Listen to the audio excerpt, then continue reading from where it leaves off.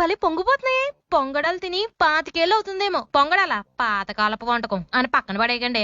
పాకంతో పని లేని పెర్ఫెక్ట్ పొంగడాలని పిల్లల కోసం చేసి పెట్టేదారండి. 2 కప్పుల రేషన్ బియ్యాన్ని శుభ్రంగా కడిగేసుకుని నీళ్లు పోసుకుని 6 గంటల పాటు నానబెట్టేసుకోండి. గిన్నెలో 2 కప్పులు బెల్లం వేసుకుని 4 చెంచాలు నీళ్లు పోసుకుని సిమ్లోనే బెల్లం జస్ట్ కరిగిపోయిన తర్వాత పక్కన పెట్టేసుకుని చల్లారబెట్టండి. గిన్నెలో నెయ్యి వేసుకుని కొబ్బరికాయ ముక్కలు వేసుకుని దోరగా ఎగాక తీసి పక్కన పెట్టేసుకుని శుభ్రంగా నానిపోయిన బియ్యాన్ని వడకట్టేసుకుని ఒక మిక్సీ జార్లో వేసుకున్నాక 4 యాలక్కాయలు వేసుకుని 1/2 కప్పు నీళ్లు మాత్రమే పోసుకుని మిక్సీ పట్టేసుకున్నాక చల్లారిపోయిన బెల్లం పాకాన్ని కూడా వడకట్టుకుని వేసుకుని మళ్ళీ మెత్తగా మిక్సీ పట్టేసుకుని ఒక గిన్నెలో వేసుకోండి. ఏ పెట్టుకున్న కొబ్బరి ముక్కలు, చిటికెడు వంట సోడా, చిటికెడు ఉప్పు, 2 చెంచాలు గోధుమ పిండి వేసుకుని శుభ్రంగా ఈ కన్సిస్టెన్సీ లో కలిపేసుకుని 2 గంటలు రెస్ట్ ఇచ్చిన తర్వాత మళ్ళీ కలిపేసుకుని మీడియం హీట్ లో ఉన్న నూనెలో స్టవ్ సిమ్ లో పెట్టుకుని ఒక గరిటెడు పిండి ఒకేసారి ఒకే చోట పోసేయండి. నూనె పొంగడం పైన పోసుకుంటా ఉంటే శుభ్రంగా పొంగిపోదండి. 2 నిమిషాల పాటు 2 వైపులా మీడియం ఫ్లేమ్ లో ఏపేసుకున్నాక ముక్కుపొడి రంగులోకి రాగానే తీసేసుకుని పూర్తిగా చల్లారిపోయిన తర్వాత మీ ఓల్ చేత తింపితే ఉంటదండి. పొంగడాలు తిని పిల్లలు పెద్దలు పొగుడుతుంటే మీరు కూడా పొంగడాల పొంగిపోవాల్సిందేనండి. బిస్కెట్లు బళ్ళు మని నవ్వేస్తున్నాయండి. మరి మన బాల బాలికలకు బడులు లేవు కదండి. బాగా ఆకలేస్తుందని బెక్కమొక్క వేసారండి.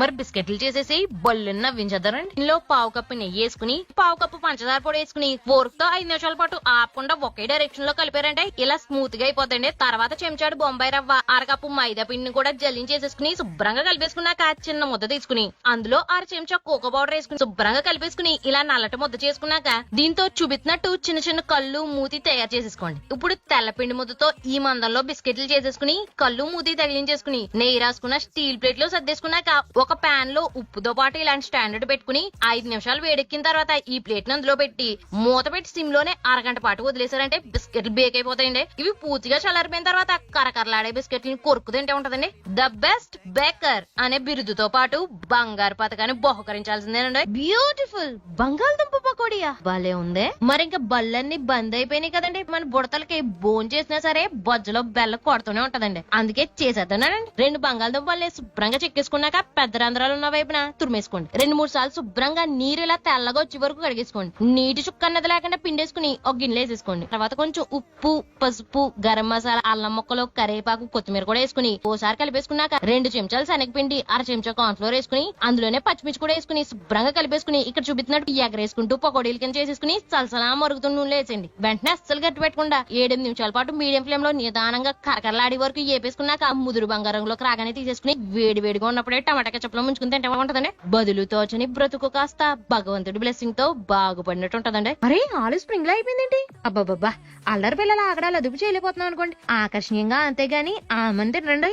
అందుకే ఆలుతోటి అదరగొట్టేద్దాంచండి. ఇక చిన్న సైజు బంగాళదుంపలు తీసుకుని ఓ పొలుగుచ్చేసుకుని కనుమరిగైపోతున్న కత్తిపేటతో ఇక్కడ చూపిస్తున్నట్టు జాగ్రత్తగా స్ప్రింగ్ లో కోసేసుకోండి. మొదట కాస్త మందంగానే వచ్చినా అలవాటు అయ్యి కొద్ది స్ప్రింగ్ సన్నగా తిరిగిపోదండి. జాగ్రత్తగా ముచ్చుకి లాగేసుకుని నెమ్మదిగా లాగారంటే ఇలా స్ప్రింగ్ లా తయారైపోద్దండి. ఉప్పు నీళ్ళు వేసుకుని పక్కన పెట్టేసుకోండి. 4 గంటల పాటు నానిపోయిన 1/2 కప్పు రేషన్ బియ్యాన్ని ఒక మిక్సీ జార్లో వేసుకుని కొంచెం నీళ్లు పోసుకుని మెత్తగా మిక్సీ పట్టేసుకున్నాక ఈ జార్లో ఉండాలండి. అందులో కొంచెం ఉప్పు, కారం, గరం మసాలా, మిరియాల పొడి, చాట్ మసాలా కూడా వేసుకుని శుభ్రంగా కలిపేసుకున్నాక ఈ ఆలు స్ప్రింగ్ ని తీసుకెళ్లి అమాంతం అందులో ముంచేసి ఎక్స్ట్రా పిండి అంతా ఇదిపేసుకుని సలసలా మరుగుతున్న నూనె వేసేయండి. 10 నిమిషాల పాటు లోటు మీడియం ఫ్లేమ్ లో అటు ఇటు తిప్పుకుంటూ నిదానంగా వేపేసుకోండి. శుభ్రంగా ఏగిపోయి ముదురు బంగారంలోకి రాగానే తీసేసుకుని మళ్ళీ ఉప్పు, కారం, మసాలా జల్లుకుని తింటే ఉంటదండి. అంబానీ అంటే అంబరాన్ని అంటే ఆతిథ్యాన్ని ఆస్వాదించినట్టు ఉంటదండి.